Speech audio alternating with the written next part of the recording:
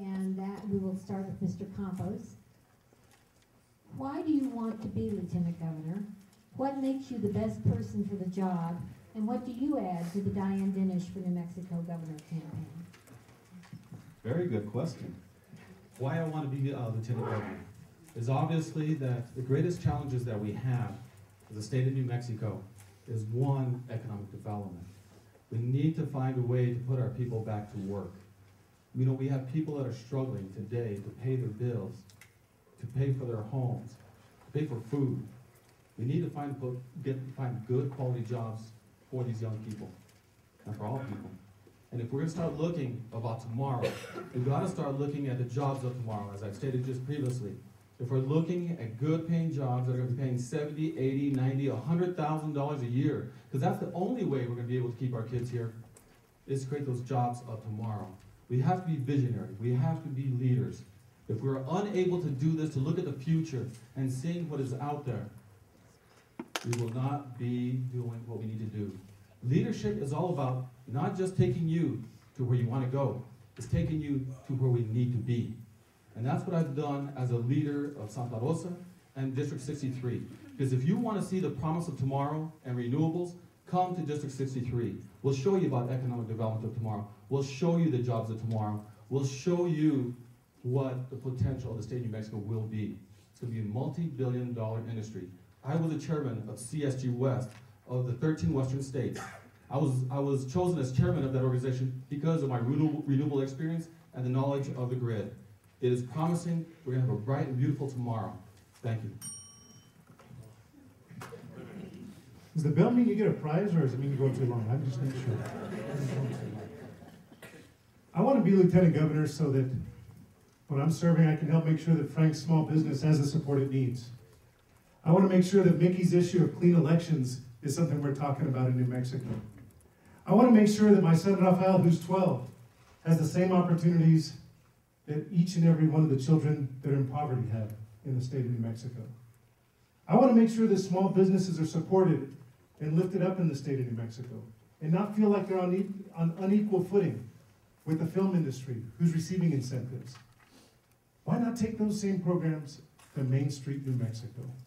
Places like Cuesta, places like Eagle Nest, places that don't get to see the presence of government saying we're here to support you. That's why I want to be Lieutenant Governor. I want to be Lieutenant Governor because I broke that cycle of poverty in my family, and I did it because of democratic values. And when it comes to be in November, those Republicans are going to be coming after us. And if we're not talking about strong democratic values, we will lose.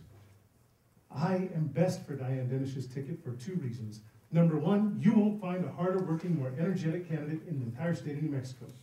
Number two, I have a 33-county strategy that makes sure that we get across the finish line first.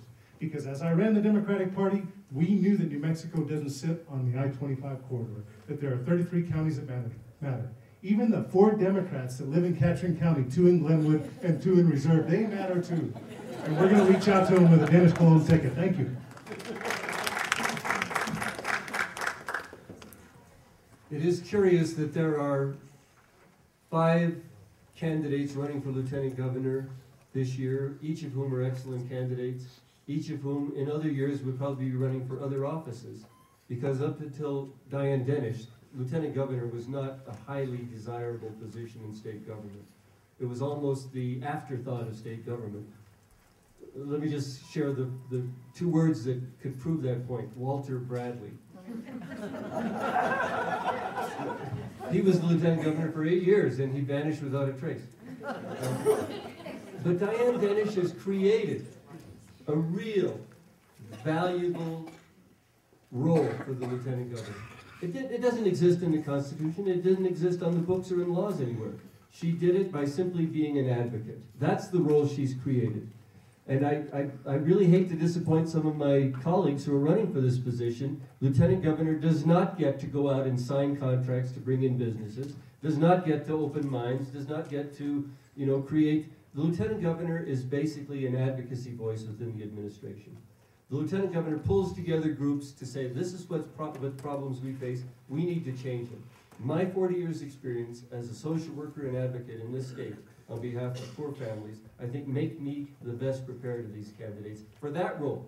Not for this other wonderful role, which sounds kind of like a second governor, but that would be very confusing, I think, for the people of this state.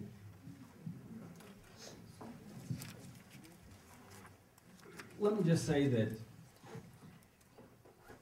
it's about results. People want their government to work. People are tired of listening to the debates. People want results. My experience in local government, in state government, and working in Washington was about results. And my friends, when I talk to people across this state, whether you go to Carlsbad, or you're in Farmington, or you're in my metropolis of Sealy, New Mexico, people want a government that works, a government that's responsive.